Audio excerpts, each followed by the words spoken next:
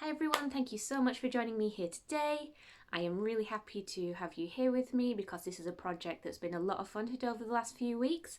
I have never really done anything like this before, so it was really a trial by fire for me. And I'm just so pleased with the outcome, considering I was running around like a headless chicken with a pair of fabric scissors half the time. So, for as long as I've known him, my fiance had this little guy, which is adorable. It's a little sleepy jolteon. Look at his little tummy. So it was actually his birthday last week, so I thought I'd do him a giant version of this, but also his favourite Pokemon, which is Growlith. So that is where this guy comes in. So stick around if you'd like to see how I made him. I post weekly craft and creative content, so if you like what I do, stick around, like, comment and subscribe. And let's get on with the video. So the first thing that I did was actually really look at the Jolteon and trying to work out where all the seams were and if I could work out what the pattern pieces would look like for that. And so this is me pulling a lot of confused faces trying to work out what the heck I'm doing because I have no idea at this point. But after a few hours of sketching, I managed to come up with something that looks a little bit like this. So on the left hand side, these were like the main body and head pieces, and on the right hand side, these were all like the little bits of like applique that I'd need to make it actually look like a Growlith. Now I work kind of like intuitively when I'm sewing, which is to say that I'm lazy and I don't use measurements. So to me this makes sense, and I apologize if it doesn't make sense to any of you watching it, but to me it was kind of like, oh, I'll make this and I'll see if it's the right size, and if I think it is then I'll move on with it, and if not then I'll make it bigger or smaller, and it kind of worked out for me. But if you'd like more details, comment about it and I'll try and help you out. So once I had an idea of like what kind of pattern I wanted to make, I used some old Christmas wrapping paper and just sketched it out to make sure it was symmetrical. I folded it into quarters, cut it out, and when I unfolded it, there'd be something that looks kind of like the same on both sides. I did it wider for like the top of the body, and I just folded it to get the width that I wanted for the bottom of the body. The top of the body is wider to account for the fact that I had to attach the head and it has to have like a bit of volume rather than being flat. So I pinned and cut out the bottom of the body, then unfolded it to cut out the top of the body.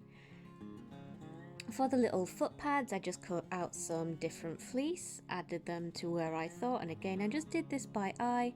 And the tummy, again, I just sort of placed it, measured it and cut. Now I'm going to attach these with a zigzag on my sewing machine. You could do it by hand if you wanted, but it would take a lot longer. So with the top part of the body, it has like a little bit of a curve where the bum goes, so I thought I'd just do that with a bit of a curved dart, which I worked out by just placing pins there rather than cutting and hoping for the best. So you can like place pins there and look, oh, do I like the shape? Which is what you see me doing now. Incidentally, this was the first week back of school after lockdown, and so if I look tired in the next few shots is because I am very, very tired. So for the Growlith markings, I just cut out some black fleece, which I cut the little zigzags into, which was so time consuming, and after the first one I'm like, this is not going to work.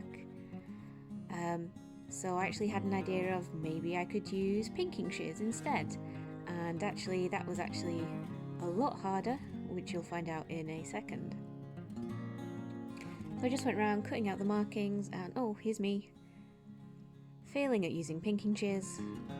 What a hero, what a legend of sewing. Like and subscribe if you want more. So it's actually at this point, looking back over when I'm editing the footage, that I realised that this is why my students always think I'm angry, if this is the faces that I'm pulling when I'm thinking about things. This does not scream approachable educator to me. So after cutting out all the markings, I pinned them down, and just like with the underbody parts, I'd sew them on with a zigzag stitch, which through the magic of editing you can see me doing right now.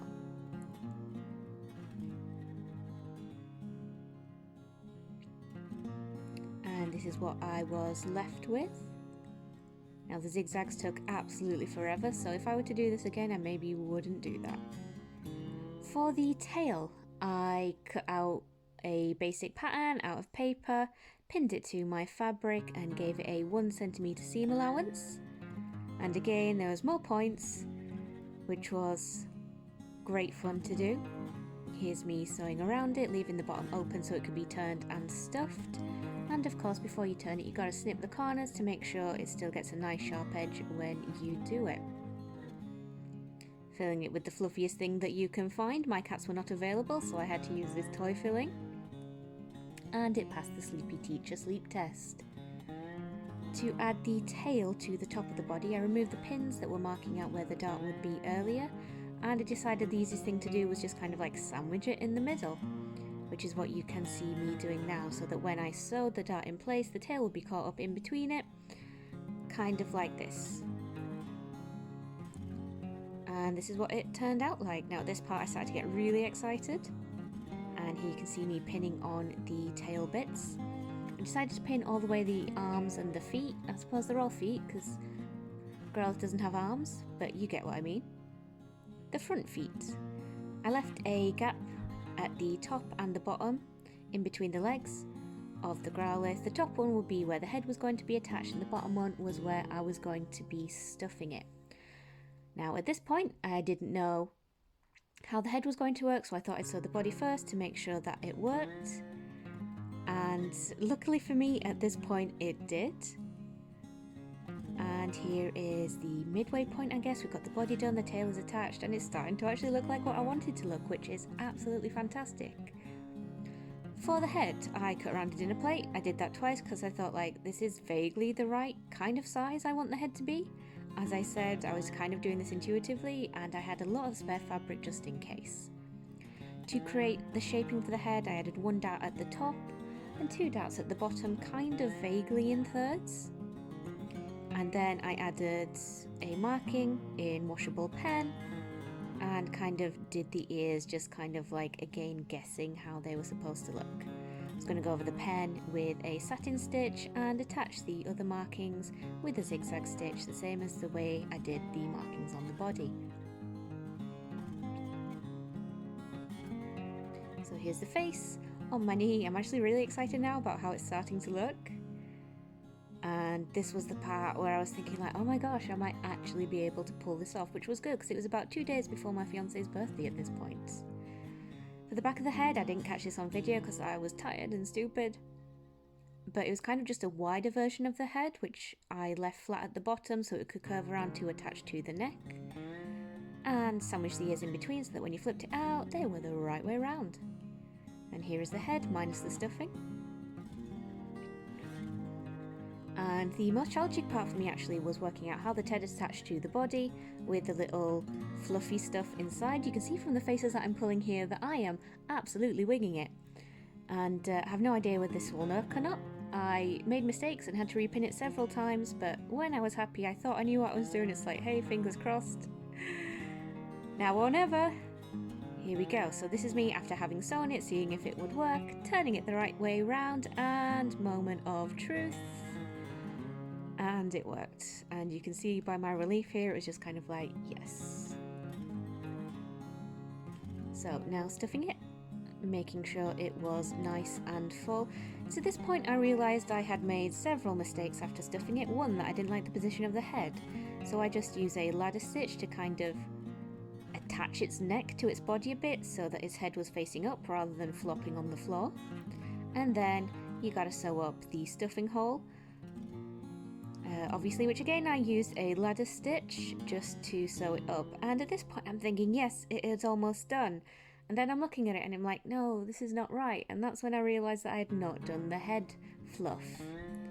I pretty much did this in the very same way as doing the tail, only because I'd already sewn everything I again had to use a ladder stitch to attach it to the top of the head. And this took me quite a long time because I wanted to make sure my stitches were quite short so that it looked neat. And here is the finished outcome. What do you guys think?